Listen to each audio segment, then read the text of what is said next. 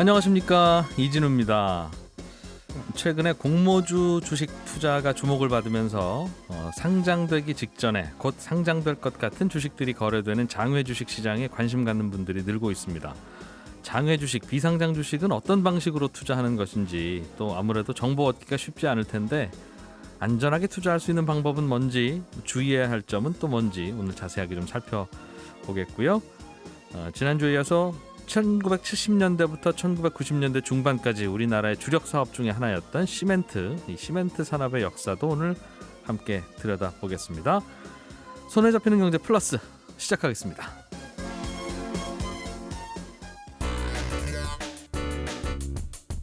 오늘 왜 이래요? 네, 오늘 주식시장 점검해보죠. 코스닥 시장 그리고 코스피 시장 모두 금요일 종가 수준에서 비슷하게 거래되고 있습니다. 한국투자증권 박소연 부장을 연결해서 주식시장 포인트 좀 들어보죠. 박 부장님. 네, 안녕하세요. 예, 이런 가격을 보합이라고 하죠. 오르지도 않고 내리지도 않고. 예, 제가 지난주에도 보합이라 말씀드렸는데 오늘도 우연치 않게 보합입니다. 예. 오늘은 왜 주식시장이 왜 이럴까요? 뭔가 좀 경계하는 것 같기도 하고 뭘 기대하는 것 같기도 하고. 네, 보통은 빅 이벤트가 발표되기 전에 관망세를 보이는 경우가 있는데 아시겠지만 이번 주 수요일 7일 날 삼성전자 1분기 잠정 실적 발표가 예정이 되어 있습니다. 예. 그래서 그 이전까지는 좀 관망 심리가 짙어지는 분위기가 있는 것 같고요. 네, 그렇습니다. 삼성전자의 지난 1분기 실적, 이게 이제 10조 원 되느냐 안 되느냐 뭐 이걸 가지고 좀 고민하는 모양이던데요. 생각보다는 잘 나올 수도 있다는 기대감도 좀 있는 것 같고. 네, 사실 증권사에서 애널리스트들이 추정한 실적은 한 9조 원 수준이거든요. 예. 일단 1분기 영업이익 컨센서스가 저희가 확인하는 데이터 기준으로는 36% 증가한 한 8.8조 원, 예. 8.9조 원 수준입니다. 음.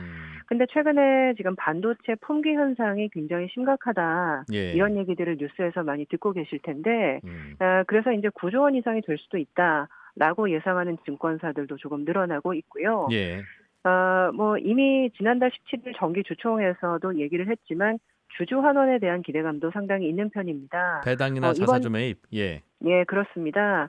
이번 주는 이 잠정 실적 발표이기 때문에 주주 환원에 대해서 별도 코멘트가 있을 것 같지는 않지만 앞으로 3년간 정기 배당 규모를 연간 9조 8천억 정도까지 상향을 하겠다. 예. 그리고 매년 잉여 현금 흐름이 더 발생을 하면 요거에 대해서 초과하는 잔여 재원이 발생할 경우 이거를 배당, 자사주 매입을 하든지 주주환원 적극적으로 하겠다라고 얘기를 했기 때문에 예. 최근 주가가 연초 대비 상당히 좀 조정을 보였거든요. 거의 삼성전자가. 오르지 못했는데 예. 그렇습니다.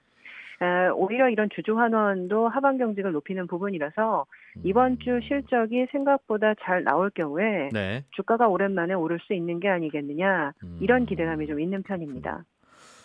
시장의 컨센서스보다 실적이 좀 잘 나올 것 같으면 오늘 같은 날 안 오를 때 사두는 게 좋을 것 같긴 한데, 그런데 시장에서는 아마도 1분기 지나간 실적도 중요하지만 2, 3, 4분기에 대한 전망도 꽤 중요하기도 하고 걱정스럽기도 해서 일단은 좀 눈치를 보는 모양이네요. 예, 그렇습니다. 아무래도 최근 또 주가가 부진했던 이유가 인텔이 원래는 이 파운드리라고 해서 삼성전자에게 외주를 줄 것이다라는 기대감이 상당히 있었거든요.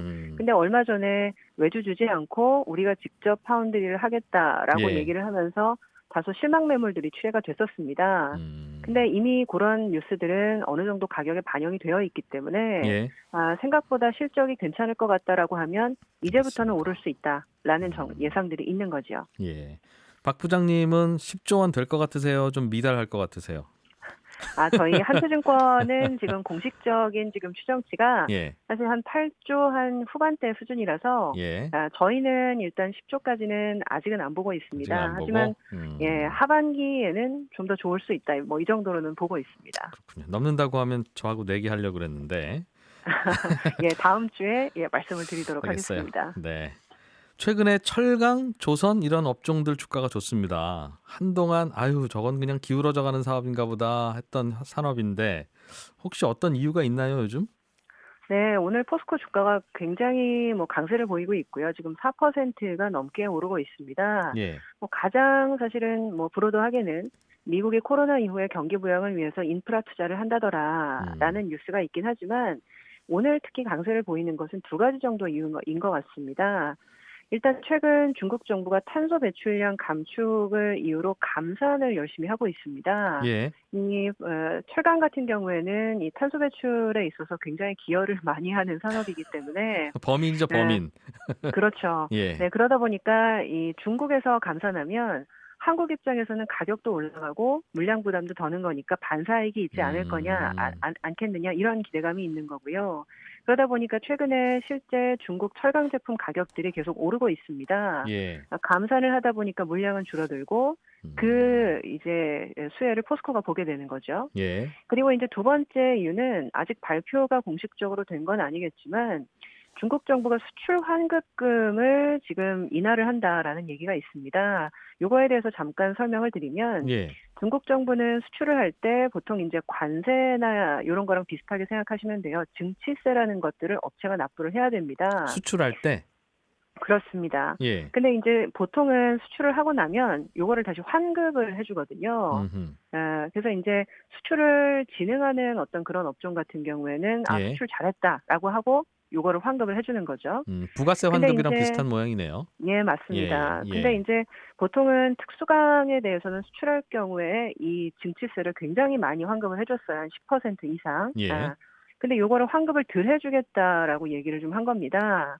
결과적으로는 예. 요거는 방금 말씀을 드렸던 중국 철강 산업 내 구조 조정과 연관이 있는 게 아니냐, 뭐 이런 얘기들이 좀 있고요. 예. 아직 공식 발표는 없지만 계속해서 중국 정부가 이 구조 조정을 하겠다라는 쪽에 신호를 주고 있기 때문에 그렇다고 한다면 수요 측면에서는 미국의 인프라가 견인을 할 것이고 공급 측면에서는 중국의 구조 조정이 또 도움을 주는 것이기 때문에 네. 포스코가 양쪽으로 다 수혜를 보는 게 아닌가라는 기대감이 있다고 보시면 될 것 같습니다. 그러니까 미국이 뭐 철도도 다시 깔고 도로도 다시 하고 하다 보면 철강이 많이 필요할 텐데 그걸 우리나라 철강 회사 아니면 중국 철강 회사 등등이 만들어서 팔아야 하는데 중국 철강 회사들은 중국 정부가 좀 철강 좀 덜 만들어라 환경 오염 문제가 있으니 그런 식의 압박을 가한다는 뜻이네요. 네, 근데 뭐 미국에서 그러니까 미국에서 이제 철도를 깐다라고 했을 때 뭐 우리나라 철강을 쓴다라는 법은 없지만 네. 이 전체적으로 사실은 가격이 인상되는 상황은 발생할 수 있는 거거든요. 왜냐하면 미국 가격과 한국 가격이 틀리게 되면 그 부분도 사실은 차익 거래 같은 것들이 일어나기 때문에 연동될 자연적으로 테니까. 맞춰집니다. 예. 그래서 일단 수요가 좋아지는 거는 어떤 지역에서든 발생을 하면 예. 전체 글로벌 가격에 영향을 주게 되기 때문에 저희는 철강주를 좋게 볼 수 있는 거죠. 그렇습니다. 그러니까 뭔가 환경 오염에 대한 걱정이 돌고 돌다 보면 철강 주식 올라가는 것까지 영향을 주네요. 예, 뭐 상당히 또 이게 나비 효과라는 게 네. 재미있는 부분들이 있는 것 같습니다. 그래요. 오늘은 여기까지 듣고요. 또 다음 주에 한 번 더 연결해서 삼성전자 실적 어떻게 됐는지 다시 한번 들어보겠습니다. 아마 발표는 이번 주 수요일이라고 하셨죠? 수요일 아침에? 네, 맞습니다. 예. 그러면 오늘 여기까지 하겠습니다. 고맙습니다. 네, 감사합니다. 한국투자증권의 박소연 부장이었습니다. 주식시장이 화랑이다 보니까 장외 시장에서 아직 상장되지 않은 주식을 사는 투자자들도 꽤 늘고 있습니다. 그런데 이 장외 주식시장이라는 게 체계화되어 있지도 않고 또 그동안 여러 관행들도 또 각각 다르고 복잡하고 또 정보도 많지 않고 해서 투자자들은 이 장외 주식이라는 건 어떻게 해야 되나 고민을 많이 하실 텐데요. 그래서 오늘은 여러 장외 주식 거래소 중에 한 곳인 서울거래소의 김세영 대표를 모셔서 장외 주식 거래 방법에 대해서 자세하게 들어보겠습니다. 나오셨습니다. 어서 오세요. 네, 안녕하세요. 초대해 주셔서 감사합니다. 네. 요즘 장외 주식도 거래가 활발할 것 같아요. 장내 주식도 요즘 뜨거우니까. 실제로 거래량, 거래대금 통계가 따로 있습니까? 장외 주식이? 장외 주식 전체 시장 규모에 대한 그 공식적인 이제 그 시장 규모를 발표하는 데는 없어요. 그래서 이제 저희가 뭐 추정하기로는 예. 뭐 작년에 뭐 12조에서 15조 사이로 추정을 하고 있는데요. 네, 이 공식적인 추정이 없는 이유는 예. 이제 그 비상장 주식이 보통 좀 이제 아는 사람을 통해서 암암리 거래가 되기도 하고, 예. 네, 그리고 딜러를 통해서 이제 거래가 되기도 하는데, 하고. 예, 이런 부분이 잘 이제 잡히지 않기 때문에 그렇습니다. 거래가 되고 나서 신고를 안 하는 경우가 맞나 봐요. 그 신고를 하면 보통 취등록세, 양도세를 내니까 어느 정도 거래가 되는지를 굳이 집계하려면 집계할 수 있을 텐데. 네, 그거에 대해서 이제 정확한 통계가 없는 거죠. 뭐 예를 들어서 주식이 상장을 하고 나면은 예. 매수했을 때는 이제 장외시장에서 구매를 했지만 상장 후에는 이제 장내 거래가 되잖아요. 그렇죠. 그러면 양도소득세가 없거든요. 그래서 따로 신고할 필요가 없어요.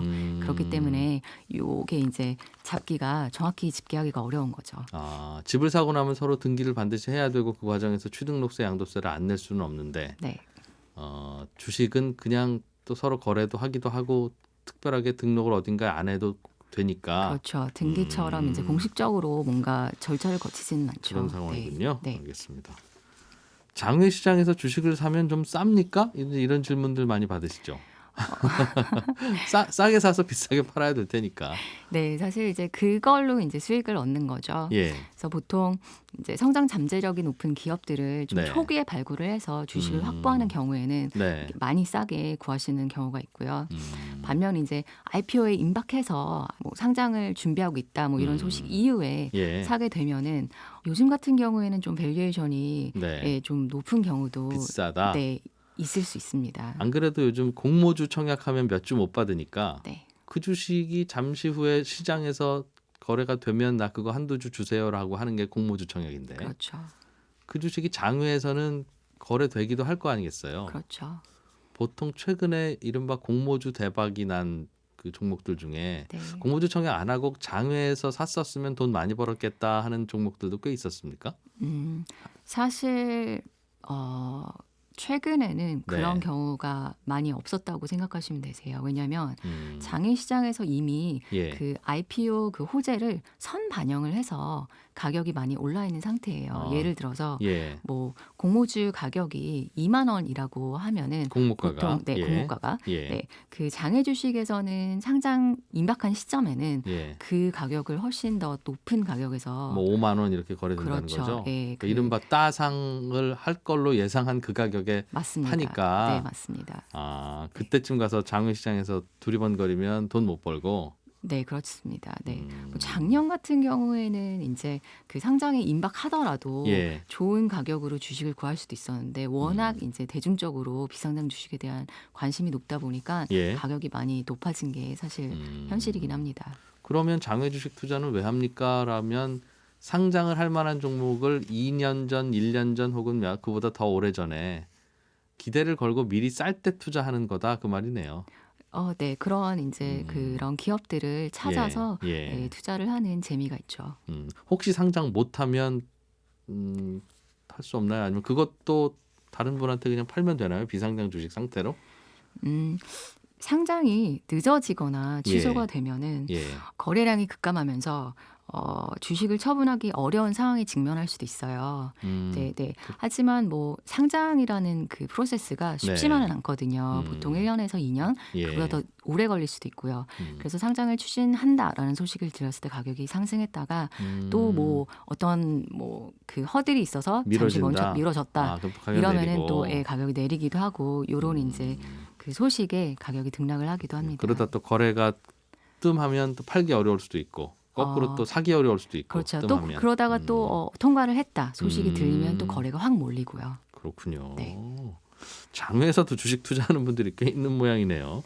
장외 거래는 어떻게 합니까? 보통 우리 주식 투자는 그냥 소프트웨어를 컴퓨터나 휴대폰에 깔거나 아니면 증권사 직원한테 전화하거나 계좌를 트고 그렇게 하는 걸로 알고 있는데 장외 주식은 어떻게 거래해요? 서울거래소 같은 서비스들이 생기면서 네. 이제 그 비상장 주식도 상장 주식처럼 거래가 가능하게 됐어요. 예를 들어서 네. 저희 이제 사이트에서 그 투자를 원하는 기업을 찾으시면은 예. 팝니다 그에서 팔고 싶은 사람들이 매물을 확인할 수 있어요. 그러면은 원하시는 가격이나 주수가 맞다면은 예. 매수 신청을 하고 예. 예, 거래가 합의됐을 때 그 주식 계좌를 통해서 주식 입고와 네. 그리고 대금 결제가 동시에 이루어져서 안전 거래의 경우 네. 바로 본인의 주식 계좌를 통해서 주식 입고와 현금 결제가 이뤄집니다. 그럼 나도 주식 계좌가 하나 이미 있어야 되고 파는 분도 주식 계좌 안에 이제 증권사 계좌 안에 주식이 들어 있다는 뜻이군요. 네, 맞습니다. 어. 이게 통일주권 같은 경우에는 예. 예탁결제원에 주식이 예탁이 되어 있어서 이렇게 그 전산 거래가 가능한 거거든요. 통일주권이 아닌 경우도 있어요. 통일주권이 뭐예요? 통일주권이라는 것은 간단하게 설명을 드리면 그 계좌 간 예. 이체가 가능한 비상장 주식이에요. 그래서 현금을 예. 친구한테 이체를 하듯이 예. 주식을 친구의 계좌로 이체를 할 수 있어요. 보통 우리 상장 주식은 다 그렇게 할 수 있는데. 네. 근데 이제 비상장 주식은 예. 법인을 처음 기업이 설립을 했을 때 예. 보통 비통일 주권의 형태로 있어요. 이것은 무슨 의미냐면 주식의 실물을 주주에게 발행을 안 하고 네. 대신 주권 미발행 확인서 같은 걸로 대신해서 증빙 서류를 지급한 거죠. 주권 미발행 확인서. 네. 그 말은 주식을 발행하지 않았습니다라는 확인서 같은데. 네, 맞습니다. 그 기업의 주주 네. 명부에 예. 주주로 올라가 있는데 예. 주권을 발행하지는 않았다는 뜻이죠. 주주이긴 한데 주식은 서로 안 나눠 가졌다. 네, 그래서 맞습니다. 증권사 계좌에다 내 주식을 갖다 꽂을 수 없는 상황이다. 지금 우리 회사가. 네, 맞습니다. 그러면 그런 주식은 어떻게 거래를 해요? 내가 이 주식을 샀는지 안 샀는지? 네, 이런 비통일 주권의 경우에는 예. 기업에 네. 그 명의개설하는 걸 신청을 해야 돼요. 명의개설. 이 명의개설하는 건 어려운 용어긴 하지만 이거 알아야 거래할 수 있는 거죠? 그렇죠. 배워보겠습니다, 명의개설가 그거. 뭐냐면 그 기업이 관리하고 있는 주주 명부에 예. 매도자가 빠지고 매수자의 이름과 주소를 기입을 하는 거죠. 네. 그래서 주주로서 예. 등록을 하는 겁니다.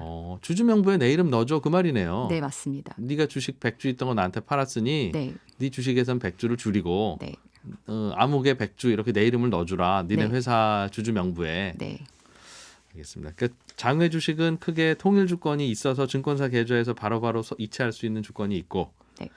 초기 기업 같은 경우에는 통일 주권도 없어서 그 회사 가서 주주 명부에 내 이름 바꿔놓고 해야 되는 절차를 거쳐야 되는 주식도 있다. 네, 맞습니다. 그렇군요. 네. 거래소들은 여러 가지입니까? 우리 아파트 사러 가도 공인중개사 사무실이 여러 곳이 있듯이 네. 거래소도 여러 곳이에요?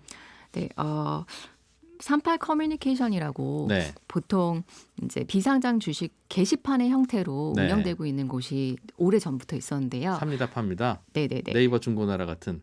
네네네. 그러네요. 네, 예. 요 38 커뮤니케이션이 이제 비상장 주식 1세대라고 보시면 되는데 여기서는 게시판에 매물을 올리고 네. 서로의 개인 정보를 공개해서 서로 이제 연락을 주고 받아서 예. 직거래를 해야 되는 이제 특징이 있었고요. 중고 거래랑 똑같네요. 네, 맞습니다. 예. 네, 그 이후에 이제 생긴 게 이제 저희 서울거래소 비상장 같은 서비스죠.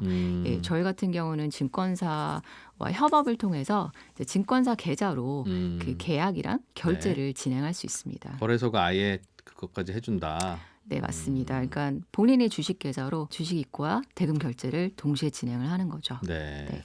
수수료, 거래 수수료는 얼마나 합니까? 보통 비상장 주식의 회사 이름을 그 검색 사이트에서 치면 아예 뭘 그냥 중개해 주는 분들의 블로그도 많이 나오고 휴대폰으로 전화하시면 그 매물 저 알아요. 어디 제가 중개해 드릴게요 해서 서로 만나고 하면 그게 게시판인 거니까 네. 똑같이 거래는 될 텐데 네. 그런 경우에는 수수료 얼마쯤 합니까?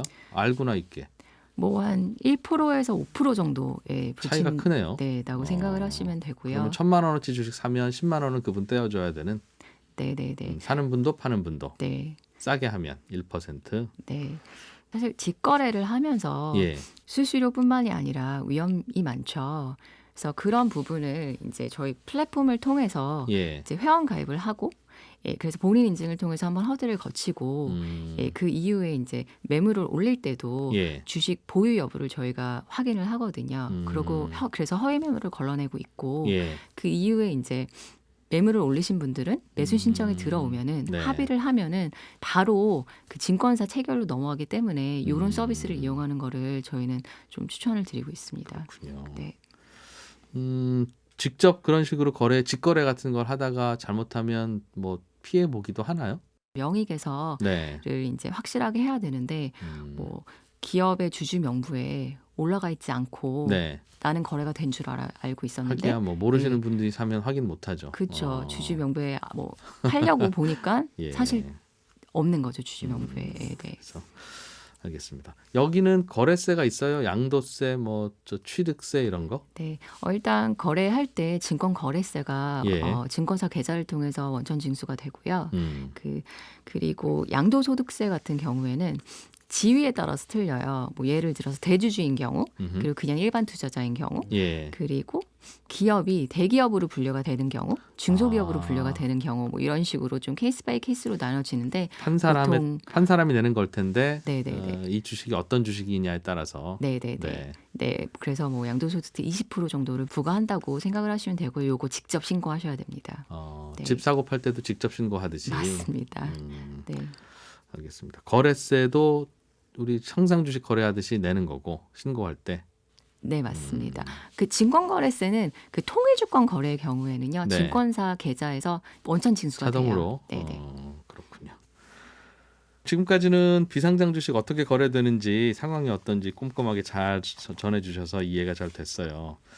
투자를 할까 하는데 그 회사가 어떤 회사인지 괜찮은 회사인지는 상장 주식도 사실은 어렵긴 한데 비상장 주식은 자료도 정보도 더 없죠. 그런가요? 그럴 것 같은데요. 네, 맞습니다. 비상장 주식은 사실 대표적인 정보 비대칭 시장이죠. 예. 이런 정보 비대칭으로 인해 수익을 많이 얻어갈 수도 있는 거고요.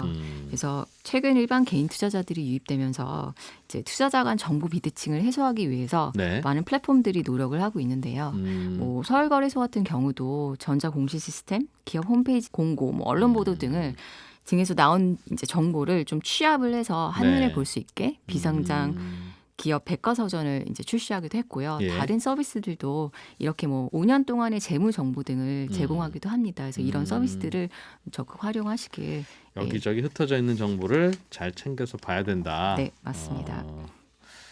그래요. 비상장 주식에 대해서 오늘은 서울거래소의 김세영 대표로부터 도움 말씀 들어봤습니다. 고맙습니다. 감사합니다.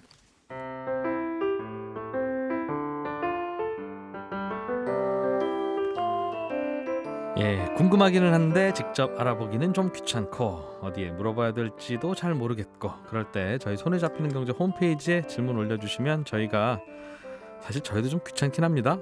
그렇지만 저희는 그래도 이런저런 전문가들에게 질문하고 해서 알아다 드릴게요. 자, 오늘은 청취자 박세영 씨가 보내주신 질문입니다. 요즘 미국에서는 경기가 좋아지는데도 실업자들이 줄지 않아서 그게 걱정이라고 하던데 미국은 경기가 좋아지는데 왜 실업자들은 안 줄어듭니까? 이런 질문을 주셨습니다. 지난 주말에도 중요한 뉴스가 하나 있었어요. 미국에서 3월에 새로 일자리가 91만 개나 더 생겼다는 반가운 소식이 있긴 했는데 이게 평소 같으면 한 20만 개, 30만 개 정도 생기는 게 보통이었거든요. 근데 91만 개면 아주 많이 생긴 건데요. 그런데 미국에서는 작년 이맘때 코로나19가 퍼지면서 한 달 새에 일자리가 1000만 개가 사라졌습니다. 그러니까 미국은 지금 한 달에 91만 개 정도 일자리 생겨서는 이게 실업자 문제가 해결될 수가 없어요. 그리고 요즘은 미국에서 재난지원금을 1인당 150만 원씩 나눠주는데 4인 가족이면 600만 원이잖아요. 그러니까 미국인들도 당장은 뭐 일자리 안 가져도 된다 이렇게 느끼는 실업자들이 꽤 많은 것도 일자리가 갑자기 늘지 않는, 취업자가 늘지 않는 원인이라고 보고 있고요. 미국 기업들이 필요로 하는 직원들이 좀 달라지고 있는 것도 원인입니다. 예전에는 이제 운동화 파는 매장에서 손님 접대하는 직원들이 주로 많았는데 코로나19 이후에는 손님들도 운동화를 인터넷으로 구입하는 습관이 생겼잖아요. 그러다 보니까 매장 직원은 덜 필요하고 웹사이트 개발자나 배송 직원들이 더 필요한데 매장 직원 하던 분한테 당신 당장 오늘부터 전산실 가서 홈페이지 관리하세요 라고 하면 그게 잘 되겠어요? 잘 안 되죠. 그래서 앞으로 경기가 좋아져도 일자리를 못 찾는 분들이 앞으로도 계속 생길 거고, 그래서 미국 정부도 여러 가지 인프라 투자를 하면서 그런 실업자들을 흡수하려고 요즘 머리를 많이 짜고 있습니다. 생각해보면 그건 미국만의 문제는 아니죠. 우리나라도 요즘 이런저런 개발자들 몸값은 많이 오르는데 취업자들은 또 취업 안 돼서 고민이고, 이런 고민이 미국도 있고 우리도 있고 아무튼 그렇습니다. 오늘은 경기가 좋아지는데도 실업자는 줄지 않고 있는 미국의 고민 함께 알아봤습니다.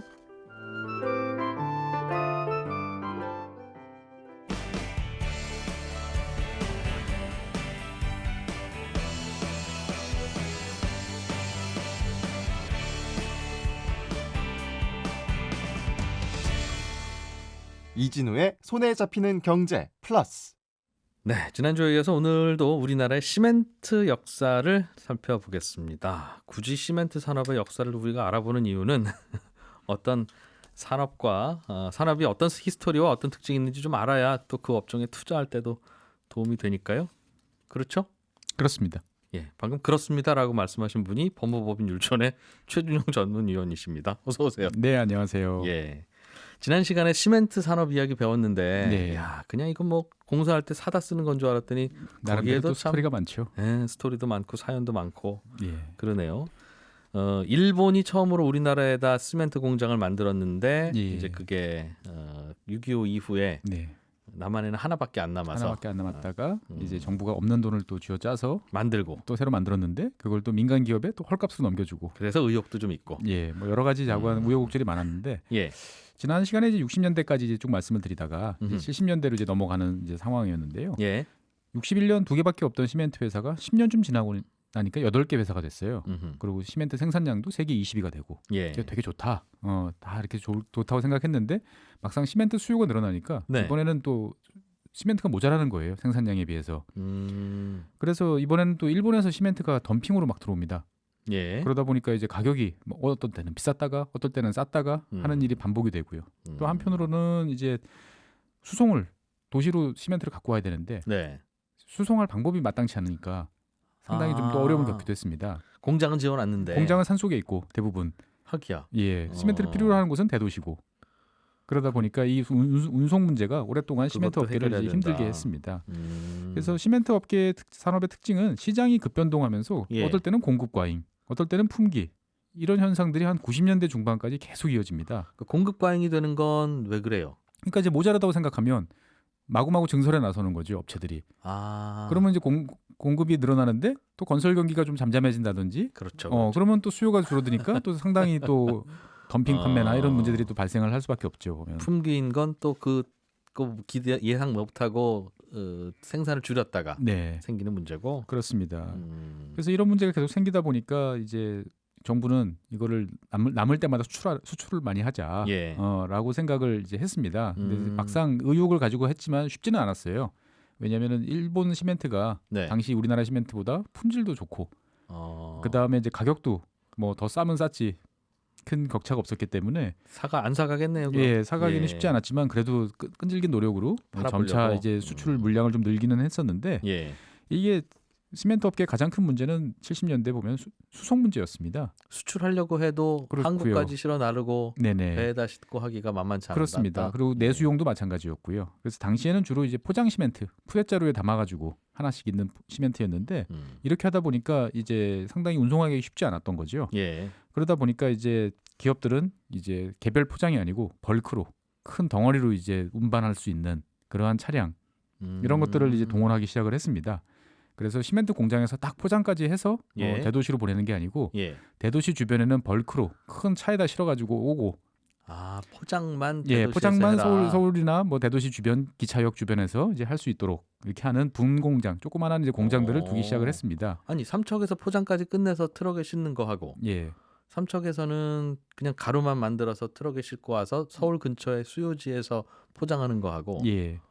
후자가 더 좋아요? 후자가 더 좋습니다. 왜요? 왜냐면은 이제 실는데 하나씩 일일이 실는 거 하고 그다음에 벌크 트럭이나 열차에다가 화차에다가 한꺼번에 실어서 오는 거 하고 다다다다다 해가지고는 다 네. 가득 채우고 출발할 수 있다는 거죠. 예, 그렇습니다. 음. 그러다 보니까 이제 성북역을 비롯한 대도시 한복판에 이제 예. 시멘트 공장들이 많이 남아 있었던 이유가 여기 있습니다. 포장하기 위해서. 예. 그래서 시멘트 산업은 계속 어쨌거나 70년대 초반까지 잘 성장을 했는데 예. 70년대 중반서부터 이제 큰 위기를 계속 겪습니다. 왜요? 뭐 여러 가지가 있지만 제일 대표적인 게 이제 에너지 문제였죠. 에너지? 예, 시멘트는 기본적으로 에너지를 많이 쓰는 산업입니다. 맞아. 석회석을 달구면 나온다면서요. 그렇습니다. 음. 뭐든 열을 내기 위해서는 석유든 석탄이든 떼야 되는데 예. 주로 석유를 많이 썼습니다. 이때는. 그러다 보니까 이제 그 당시 1차 오일 쇼크, 2차 오일 쇼크가 연달아 찾아오니까 예. 원료값이 마구마구 뛰는 거죠. 생산 원가가. 예. 그래서 이 과정에서 이제 동양 시멘트가 이제 법정 관리에 들어가기도 하고 해서 상당히 좀 애로사항이 많았습니다. 예. 그러다 보니까 이제 정부는 시멘트 업계를 살려야 된다라고 생각을 해가지고 네. 이제 공동 판매를 허용을 해줘요. 시멘트 업계들이 공동으로 판매 회사를 설립을 하면 거기서 똑같은 가격으로 거기서만 팔게. 네네. 담합이네요. 담합이죠. 담합인데 당시 그 상황이 원체 급박하다 보니까 아하. 네, 정부로서는 어쩔 수 없이 이제 허가를 이제 해줬던 것이죠. 그렇게라도 예, 근데 살려야 되니까. 그렇습니다. 근데 문제는 이게 이제 임시 방편이지 계속 대책이 아니지 않습니까? 결국은 시멘트 수요가 증가를 해줘야 되는데 경기가 안 좋으니까 시멘트 수요가 늘어날 방법이 없던 거죠. 그렇죠. 예전 같으면 우리 열심히 아파트 계속 지었을 것 같은데 예, 아파트의 역사를 한번 보면 열심히 지어서 막 비쌀 때도 있고 네. 심지어는 미분양일 경우도 많아서 많습니다. 또 몇 년씩 또 예. 아파트 장사 안 되고 그럴 때도 많았다고 하더군요. 그래프는 계속 일관되게 한쪽으로 가는 것 같지만 예. 자세히 확대해서 보면 우여곡절이 참 어. 많죠. 그러다 보니까 정부가 시멘트 수요를 어떻게 늘리지? 음흠. 하도 고민을 하다가 당시 재고를 파악해 보니까 100만 톤에 이르고 있었어요. 시멘트가 예, 재고가 쌓여 있는 게. 야. 그래서 정부가 머리를 씁니다. 절반인 50만 톤을 내무부가 일단 매입을 해가지고 예. 농촌 주택 개량 사업에 사용하도록 하는 거죠. 그러니까 이게, 새마을 사업에 쓰도록 시멘트를 동원합니다. 이게 사실은 농촌을 위해서가 아니라 네, 시멘트 업계를 시멘트 위해서. 업계를 위해서. 그래서 특히 이제 시멘트 수요가 보통 9월에서 10월 달이 예. 시멘트 수요가 적답니다. 이 당시에는. 이제 곧 겨울이니까 안 사가는 모양이에요. 예, 뭐 그래서 이 당시에 나오는 물량을 내무부가 사가지고 예. 지자체에 내려보내는. 그래가지고 전국적으로 한 3만 3천 개 마을에 마을마다 한 330포대씩 이렇게 선물을 남긴 거죠. 그걸로 마을에서 뭐 저 우물가에 회도 예. 바르고 뭐 그랬나 봐요. 도로도 넓히시고 뭐 빨래터 할 때도 쓰시고 작업 예. 필요한데 쓰세요라고 한 거죠 보면은. 그래서 그냥 나눠주면은 이게 일이 잘 될까 싶었는데 예. 당시에는 되게 요긴하게 이걸 잘 쓰셨다고 그래요. 마을에서도. 예. 그러다 보니까 정부는 또 여기서 한 번 더 머리를 써가지고 예. 한 3만 3천 개 중에서 일을 잘한 절반 한 16,000개 마을에 대해서는 시멘트 500포대씩을 더 줍니다. 그것도. 예, 몰아주기를 하는 거죠. 그다음에 이제 제대로 일 좀 할 수 있도록 철근도 한 1톤씩 갖다 주고. 그러니까 야, 옆 동네는 상을 받았는데 우리 왜 못 받지? 다음엔 또 잘해보자. 우리도 경쟁을 하면 또 잘하잖아요. 그렇습니다. 예, 그러다 보니까 어쨌거나 이 서로가 노력을 하게 됐고 이 와중에서 건설 경기가 회복이 되면서 시멘트 예. 업계는 이제 위기를 이제 넘기게 됐죠. 넘겼다. 네, 시멘트 업계들 다 우리 국민들이 살렸네요. 그렇습니다. 지금 본인들 장사라고 생각할 때가 아니네 보니까. 근데 이 와중에도 이 시멘트 업계는 또 투자를 되게 공격적으로 했어요. 안 그래도 물량 과다라서 억지로 이렇게 잘 팔아줬으면 좀 줄였어야 되는 거 아니에요? 줄였어야 되는데 이게 예. 경험을 했던 거죠. 이럴 때 물량을 늘려서 시장 점유율을 높여놓으면 다음에 우리가 돈을 번다. 아니, 지금 남으면 반도체 시장에서 많이 나오는 이야기랑 똑같은 상황이었던 거죠. 남으면 나라에서 또 사주겠지. 그렇죠. 뒷감당은 나라가 하겠지라고 생각을 하고 이제 네. 하다 보니까 1976년 쌍용 이제 양해죠. 쌍용 예. 양해가 당시에 3천억 원 규모의 대규모 투자를 진행을 합니다. 지금도 와. 3천억 원 투자다 그러면은 신문에 날 법한 큰 투자인데 네. 70년대 3천억 투자라는 건 어마무시한 규모였죠. 그럼 돈을 어디 은행에서 빌려오면 은행은 돈이 있나요? 없지요. 그러니까 해외에서 차관을 들여와서 해야 되다 보니까 예. 당시에 국회에서 외자 도입 심사까지 이제 거쳤어요. 이 그리고 민간 그거- 기업에서 이렇게 빌려서 하는 게 맞느냐. 예, 그 보증은 또 나라에서 서줬을 거 아니겠어요? 그렇습니다. 다 우리가 키웠네. 이 과정을 통해 가지고 쌍용이 원래 시멘트 생산량이 300만 톤 됐는데 예. 한꺼번에 850만 톤으로 늘어났어요. 야. 그러다 보니까 쌍용은 우리나라 시멘트의 한 50% 규모를 담당하는 업체가 됐고 북한 전체보다 더 많은 시멘트를 한 업체가 생산하는 그런 상황이 됐던 거죠. 그러면 시멘트도 과잉이었겠네요. 그렇습니다. 그래서 이제 다른 업체들도 이에 질세라 또 너도 나도 다 증설에 나선 거죠. 야. 어떻게 됐어요? 그래서? 예, 그러다 보니까 이제 정부가 다시 또 이 책임을 떠맡게 되는 거죠. 이거 큰일 났다, 살려야 된다라고 예. 해서 고민을 하다가 이번엔 새마을 운동 가지고는 시멘트 소비가 안 되니까. 이번엔 고속도로로 눈을 돌립니다. 경부고속도로 그게 그때 그런 예, 이유였어요? 경부고속도로는 이제 이미 완공이 된 상태였고요. 예. 이제 여러 고속도로 만들고 있었는데, 야, 우리가 굳이 포장을 수입한 아스팔트로 꼭 해야 될까?라는 생각을 한 거죠. 예. 예, 시멘트도 포장을 하면 되잖아. 독일 아우토반 가보니까 다 시멘트 포장이던데. 맞아요. 우리나라 그래서 도로 중에는 아스팔트 포장이 된 곳도 있고 네, 시멘트 포장이 된 것도 있고. 그렇습니다. 시멘트가 좀 시끄럽죠. 시끄럽죠. 눈에도 예. 부시고 네. 예, 이런 단점은 있는데 어쨌거나 정부 입장에서 봤을 때는 찬밥 남으니까. 더운 밥 가릴 상황이 아니었던 거죠. 그래서 이제 부마 고속도로에 한번 시범 포장을 해보고 예. 괜찮다고 생각이 되니까 이제 88 고속도로를 이어서 중부 고속도로까지 계속 시멘트 포장으로 이제 고속도로를 건설하게 됩니다. 그래서 남으니까 석유도 아낄 겸. 그렇습니다. 그리고 이제 업체들 자체적으로도 이제 과거에는 벙커 CU 100%로 시멘트를 만들었으면 예. 이제는 유연탄 70%에 벙커CU 30% 이렇게 섞어가지고 원가 절감 노력도 이제 많이 했던 거죠. 야, 이거 뭐 정부가 다 팔아줬네요. 정부도 팔고 기업도 노력하고 뭐 하기는 해서 위기는 또 돌파했습니다만 이때 그 기업들이 석탄 사용량을 늘린 게 지금까지 예. 발목을 좀 잡고 있어요. 석탄 사용량을 늘렸다는 건 네, 그만큼 대기오염 물질이 많이 나오고 분진도 많이 나오고 그러다 보니까 이거에 대한 환경 비용이 당시에는 없었으니까 상관이 없었는데 이제 환경 기준이 점점 강화되면서 네. 시멘트 업체들은 이제 환경에 대한 투자를 이제 비용을 감당해야 되는 상황이 계속 내몰리고 있는 거죠. 원래 시멘트는 석탄으로 불 떼서 만드는 게 아니에요? 우리나라에서 처음 만들었을 때는 석유를 많이 썼습니다. 석유나 석탄이나 뭐. 근데 석유는 훨씬 깨끗하기 때문에 석탄에 비해서는 그래요? 예, 오염 물질이 훨씬 적게 납니다.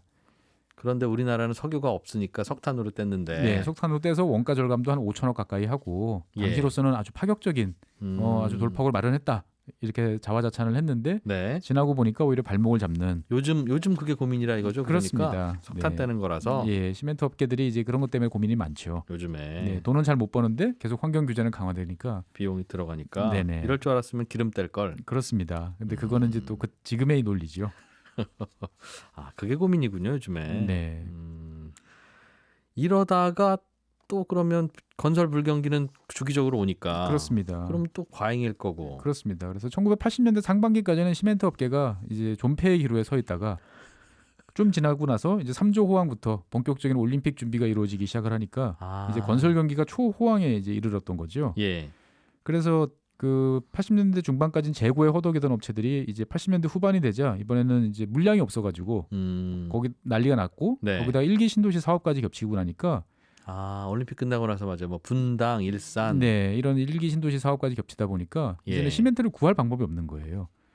그래서 1980년대 후반이 되니까 우리나라가 원래는 세계 2위의 시멘트 수출국이었는데 네. 이제는 시멘트를 수입해야 되는 이제 이런 상황이 생겼던 것입니다. 그 필요할 때 그냥 수입해다 쓰죠. 수입을 하면 어디서 합니까? 일본 시멘트 사다 써요? 중국 시멘트를 사다 원래는 써요? 이제 일본에서 많이 사다 썼고요. 예. 이 당시부터 이제 중국에서부터 이제 들어오기 시작을 했습니다. 음. 그래서 91년도 한 해만 한 700만 톤 정도 시멘트가 수입이 됐는데 이게 예.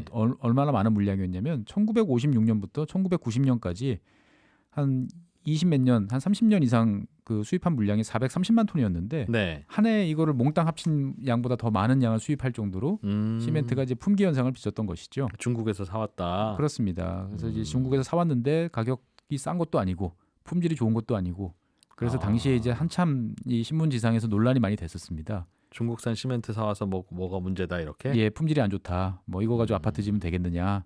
뭐 이런 불만들이 많이 나왔었죠. 그거 어떻게 없어서 사온 걸? 그렇죠. 그러다 보니까 이제 머리를 쥐어짜서 다시 예. 이번에는 국산 시멘트와 혼합해가지고 품질을 적당히 맞춰서 이제 섞어서 쓰는 것으로 이제 문제를 이제 해결을 했죠. 시멘트가 품질이 좋고 안 좋고는 어차피 석회석을 달궈서 만든다면서. 네, 근데 석회석 품질 자체도 있고요. 그 다음에 어떤 방식으로 또 어떤 첨가제를 섞느냐에 따라 가지고 균일하게 이제 예. 잘 굳느냐. 아니면 어떤 데는 뭐 잘 굳고 어떤 때는 안 굳고 이러면 또 품질이 곤란하겠죠. 그렇군요. 그러면 우리나라의 그 일기 신도시들은 이 중국산 시멘트 섞어서 만든 거예요? 예, 그렇게 보시면 됩니다. 그래서 한꺼번에 짓는 아파트들이 그래요. 그 모래도 부족해서 무슨 바닷모래 바닷모래로 갖고 왔다는 얘기도 해봤고요. 듣고. 예, 그래서 당시 20년만 지나면 허물어진다 그랬는데 그래서 그 당시에는 불안해했는데 네. 요즘은 빨리 좀 허물어져야 재건축도 좀 하고 그러지.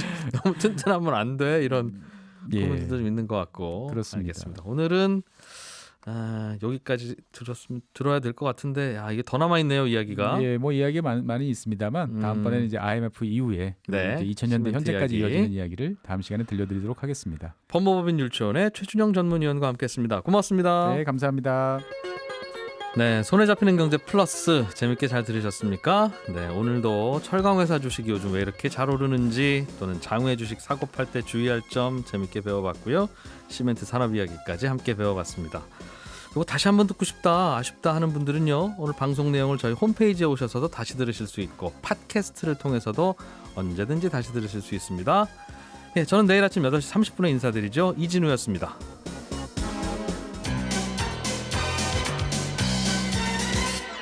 더 깊고 더 재미있는 경제 이야기 이진우의 손에 잡히는 경제 플러스.